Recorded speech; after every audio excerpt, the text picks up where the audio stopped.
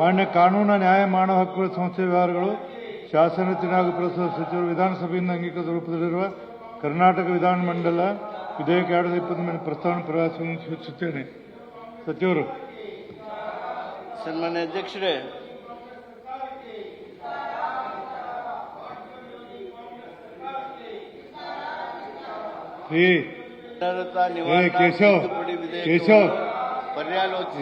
ಇವರೇ ಪೂಜಾರಿ ಸದನ ಇದು ಏನಿದು ಧಿಕ್ಕಾರ ಗಿಕ್ಕಾರಲ್ಲ ಹೊರಗೆ ಮಾಡಲಿ ಸರಿಯಲ್ಲ ಸದನದಲ್ಲಿ.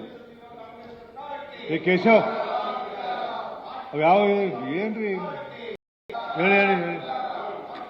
ವಿಧೇಯಕವನ್ನು ಪರ್ಯಾಲೋಚಿಸಬೇಕೆಂದು ಸೂಚಿಸುತ್ತೇನೆ.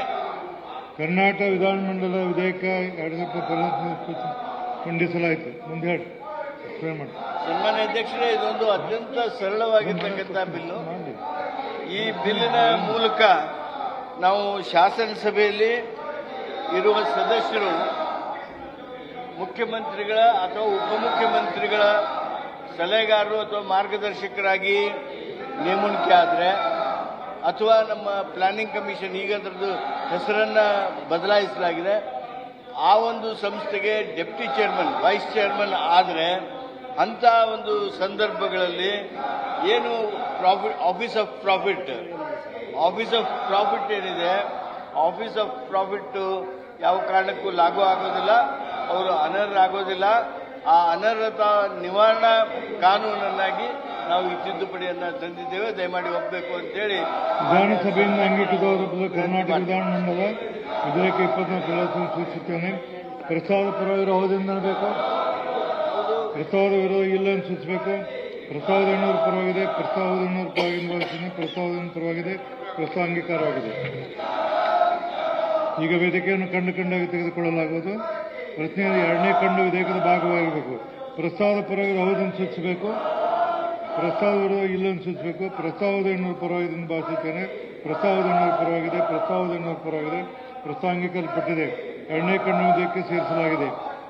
1ನೇ ಖಂಡ ಪೀಠಿಕೆ ಮತ್ತು ಶೀರ್ಷಿಕೆ ವಿಧೇಯಕದ ಭಾಗವಾಗಿರುತ್ತದೆ. ಸಭೆಯ ಮುಂದಿರುವ ವಿಷಯ. ಪ್ರಸ್ತಾವದ ಪರವಾಗಿ ಹೌದೆಂದು ಸೂಚಿಸಬೇಕು, ವಿರೋಧವಾಗಿ ಇಲ್ಲ ಎಂದು ಸೂಚಿಸಬೇಕು. ಪ್ರಸ್ತಾವದ 800 ಪರವಾಗಿ ಭಾವಿಸುತ್ತೇನೆ. ಪ್ರಸ್ತಾವದ 800 ಪರವಾಗಿದೆ, ಪ್ರಸ್ತಾವದ 800 ಪರವಾಗಿದೆ. 1ನೇ ಖಂಡ ಪೀಠಿಕೆ ಮತ್ತು ಶೀರ್ಷಿಕೆ ವಿಧೇಯಕಕ್ಕೆ ಸೇರಿಸಲ್ಪಟ್ಟಿವೆ.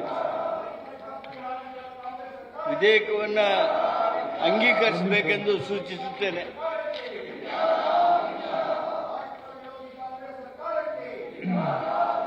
ವಿಧಾನಸಭೆಯಿಂದ ಅಂಗೀಕೃತ ರೂಪದಲ್ಲಿ ಕರ್ನಾಟಕ ವಿಧಾನಮಂಡಲ ವಿಧೇಯಕ 20 ಅಂಗೀಕರಿಸುವುದು. ಪ್ರಸ್ತಾವದ ಪರವಾಗಿ ಹೌದೆಂದು ಸೂಚಿಸಬೇಕು, ಪ್ರಸ್ತಾವದ ಪರವಾಗಿದೆ, ಪ್ರಸ್ತಾವ ಇಲ್ಲ ಎಂದು ಸೂಚಿಸಬೇಕು. ಪ್ರಸ್ತಾವದ 800 ಪರವಾಗಿ ಪ್ರಸ್ತಾವದ ಪರವಾಗಿದೆ, ಪ್ರಸ್ತಾವ ಹೌದೆಂದು ಪರವಾಗಿದೆ, ಪ್ರಸ್ತಾವದ ಪರವಾಗಿದೆ, ಪ್ರಸ್ತಾವ ಅಂಗೀಕಾರದ ವಿಧೇಯಕ ಅನುಮೋದನೆ ದೊರೆತಿದೆ.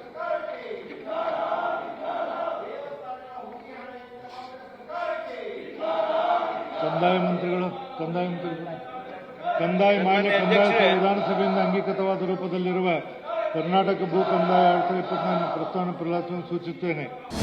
ಅನುಕ್ಷಣದ ಸುದ್ದಿಗಳಿಗಾಗಿ ವಿಸ್ತಾರ ನ್ಯೂಸ್ ಯೂಟ್ಯೂಬ್ ಚಾನೆಲ್ ಸಬ್ಸ್ಕ್ರೈಬ್ ಮಾಡಿ.